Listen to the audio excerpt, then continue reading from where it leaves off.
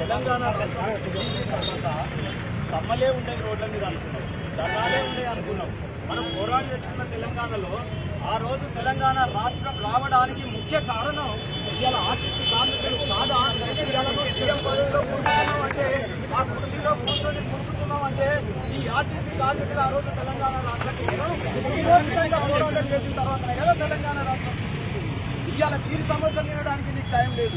ఆ మంత్రికేమో అధికారాలు ఇవ్వవు. రాష్ట్ర రవాణా శాఖ మంత్రి చర్చలు చేస్తే అక్కడ ఏమీ ఉండదు. ఆ తర్వాత సబ్ కమిటీ, ఆ తర్వాత మళ్ళీ నీ దగ్గరికి పిలిపించుకుంటాం. ఈ రకంగా కమిటీలతో కాలయాపన చేసి సమస్యను కాటికి పంపే ఉద్దేశమే ఉంది. ఒక కాటి కాపర్లాగా పరిపాలిస్తున్నావు తెలంగాణని, ఒక శ్మశాన కాపు చేస్తా ఉన్నావు ఇవాళ ముఖ్యమంత్రి రేవంత్ రెడ్డి గారు. ఇది నీకు తగదు. ఇవాళ మా పోలీస్ సోదరులను కూడా విజ్ఞప్తి చేస్తున్నా, ఎండలో సమస్యలు చచ్చిపోగలడా ఎవరన్నా ఎండేసుకొని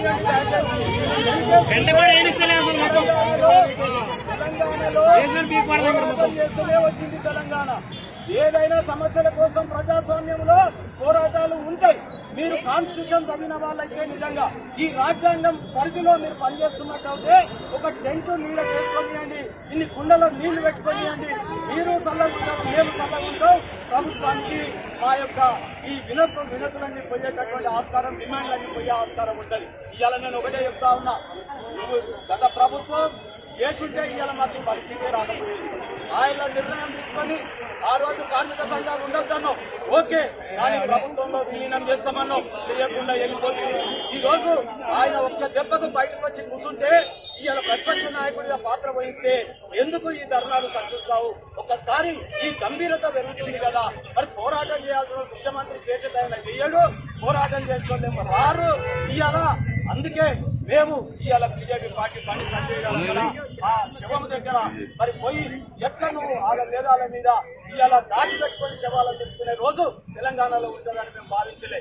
ఇవాళ మీరు అనుకోవచ్చు ఆర్టీసీ కార్మికుల యొక్క రథం ఇవాళ ఉద్యమానికి ఒక రథంగా మారుతుంది. ఈ ఉద్యమానికి ఆర్టీసీ చక్రాలు తిరిగినట్టయితే ఈ చక్రం బంద్ అయిపోతుంది. నువ్వు ఢిల్లీకి కాదు మూటలు మోసరు.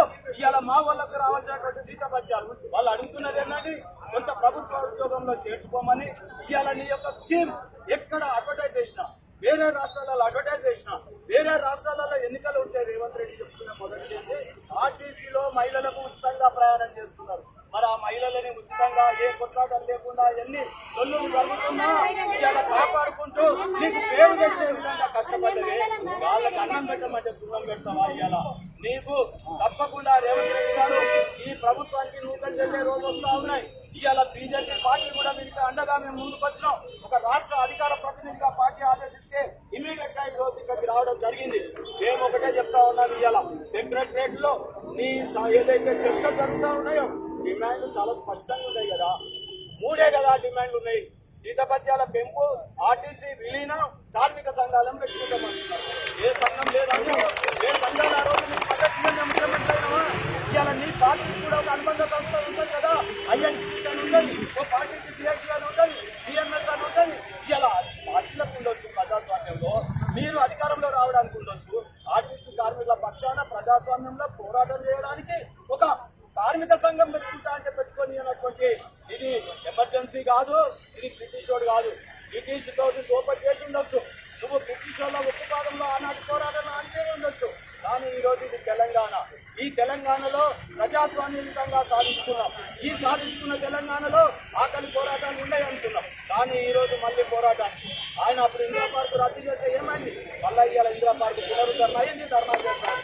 అందుకే ప్రజాస్వామ్యంలో ఎప్పుడు కూడా నియంత్రణ పాలన సాగవు, ఇవాళ రజాకార్ పాలన సాగదు. నువ్వు ఈ రోజు ఒకటే మీకు విజ్ఞప్తి చేస్తా ఉన్నాం, రేవంత్ రెడ్డి గారు వెంటనే కనుక ఇవాళ డిమాండ్లను ఒప్పుకుంటే ఆర్టీసీ కార్మికులు ఇవాళ మిమ్మల్ని శభాష్ అంటారు, లేకపోతే మాత్రం బద్మాష్ అంటారని చెప్పి